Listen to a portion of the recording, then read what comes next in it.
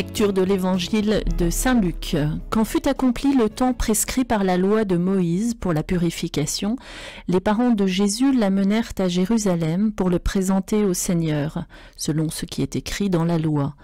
Tout premier-né de sexe masculin sera consacré au Seigneur. Il venait aussi offrir le sacrifice prescrit par la loi du Seigneur, en un couple de tourterelles ou 2 petites colombes. Or, il y avait à Jérusalem un homme appelé Siméon.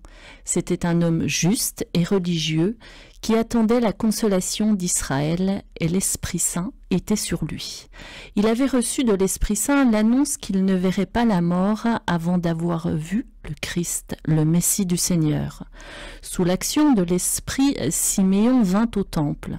Au moment où les parents présentaient l'enfant Jésus pour se conformer au rite de la loi qui le concernait, Siméon reçut l'enfant dans ses bras et il bénit Dieu en disant : « Maintenant, ô Maître souverain, tu peux laisser ton serviteur s'en aller en paix selon ta parole.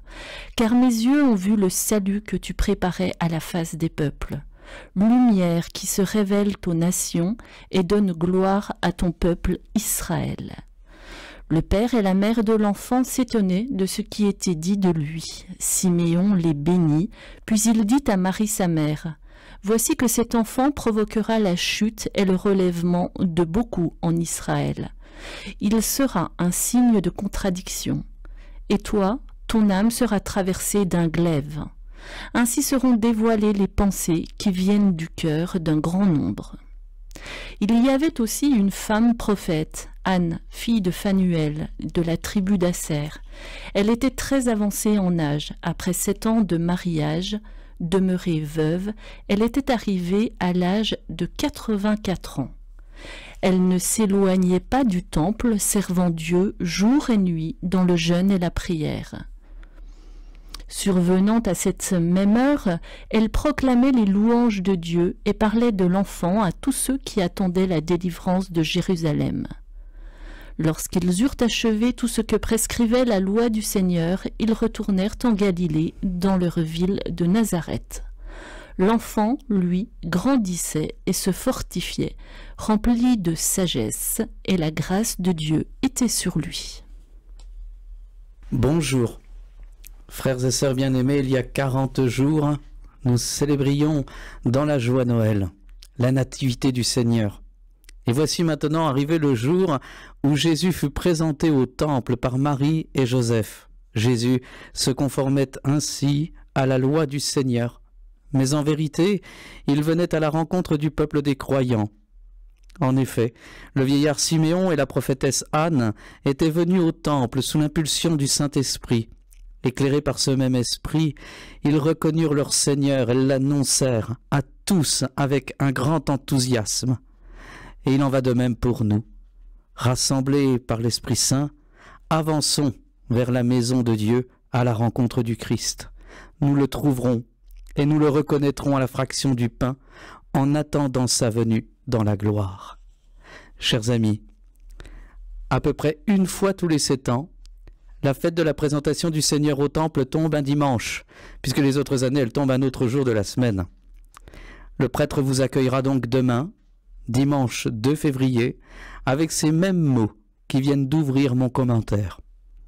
40 jours après Noël, Jésus, premier-né de sexe masculin, est consacré au Seigneur, en souvenir de ce jour où, par la force de la main du Seigneur, le peuple hébreu est sorti libre du pays d'Égypte, maison d'esclavage. À Noël, Jésus, vrai Dieu né du vrai Dieu, lumière né de la lumière, est entré, chair de notre chair, dans le monde. Nous y avons tant besoin de lumière. Il est donc heureux que 40 jours après Noël, notre tradition chrétienne nous reconduise à cette lumière de la nativité. Dieu, en Jésus, entre dans son temple et vient à la rencontre de son peuple. Avec Marie et Joseph, apprenons la fidélité à la parole de Dieu. Avec Siméon et Anne, apprenons à agir dans l'espérance, en cette année jubilaire de l'espérance, qui donne de vivre l'espérance, maintenant, l'attente d'un événement qui viendra comme s'il avait déjà eu lieu. Vivez dans la joie infinie, cette joie qui sera, lorsque cet événement béni, enfin, adviendra. Demain, au début de la messe, ainsi que la liturgie de ce jour le prévoit, les fidèles tiendront en main un cierge de dévotion allumé. Les prêtres béniront ces cierges avec tous ceux qui seront allumés et déposés au brûloir de l'Église durant l'année. Ainsi, nommons-nous également la présentation du Seigneur au temple fête des chandelles ou chandeleurs. Qu'elle donne à chacune, à chacun de vous, amis, frères et sœurs, lumière et chaleur. Dans cette lumière, vois la lumière véritable qui vient aujourd'hui à notre rencontre et qui entre dans son temple. Et le temple, c'est toi, c'est moi, c'est nous. Accueille Jésus, accueille le Christ, jusqu'à ce qu'il soit tout en nous et qu'il nous conduise tout en lui, dans le sanctuaire véritable, le ciel, Dieu.